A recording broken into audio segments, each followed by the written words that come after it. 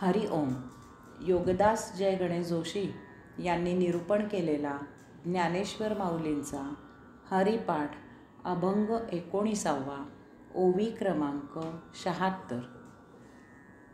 जप तप कर्म हरि विण धर्म वाउगाची श्रम व्यर्थ जाय.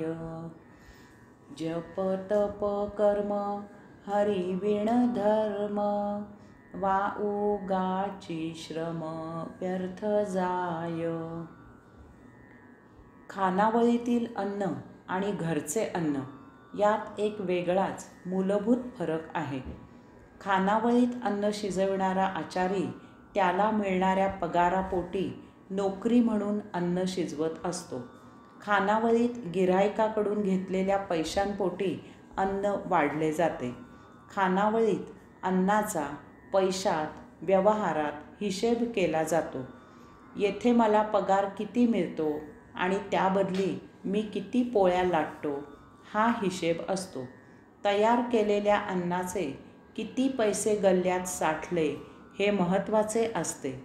तेथे व्यापार असतो. परंतु घरी अन्न शिजविणारी अन्नपूर्णा हे अन्न आपल्या घरच्यांनी खाल्ले पाहिजे, ते त्यांना आवडले पाहिजे, ते अन्न खाऊन त्यांच्या अंगी लागले पाहिजे इत्यादी आपुलकीच्या भावनेने मायेने अन्न शिजवते आणि त्याच भावनेने ती ते अन्न घरच्यांना खाऊ घालते, पानात वाढते. घरच्यांना हे अन्न खाऊन पूर्ण समाधान कसे मिळेल हीच एकमेव भावना अन्न शिजविताना त्या अन्नपूर्णेच्या मनात असते. ह्या एकाच विचाराने ती अन्नपूर्णा अन्न शिजवत असते. यामुळे खानावळीत जरी पंचपक्वान्ने खायला मिळाली तरी त्याला घरच्या ताक भाताची किंवा आमटी भाताची किंवा पिठलं भाकरीची सर येत नाही. श्री ज्ञानेश्वर माऊली सांगतात की जप तप कर्म हरि विण धर्म. जप हा परमात्म्याच्या नावाचा परमात्मा प्राप्तीसाठी केला पाहिजे.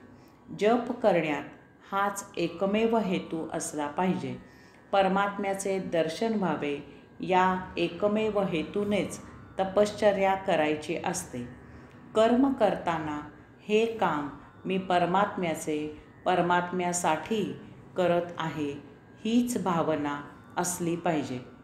जप तप करून त्याचे दर्शन झाल्यावर काही वर मागेन ही भावना असता कामा नये.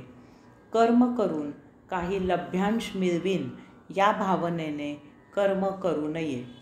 जे मिळेल तो प्रभुप्रसाद समजून त्यात समाधान ठेवून तो स्वतःबरोबर सर्वांना सेवन करायला द्यावा.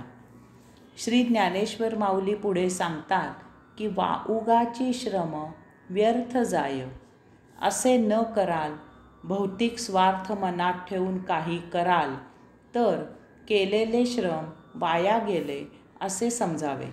कारण त्यामुळे भौतिक जगतात रुतून बसाल आणि भोग मात्र वाढत जातील. हरि ओम.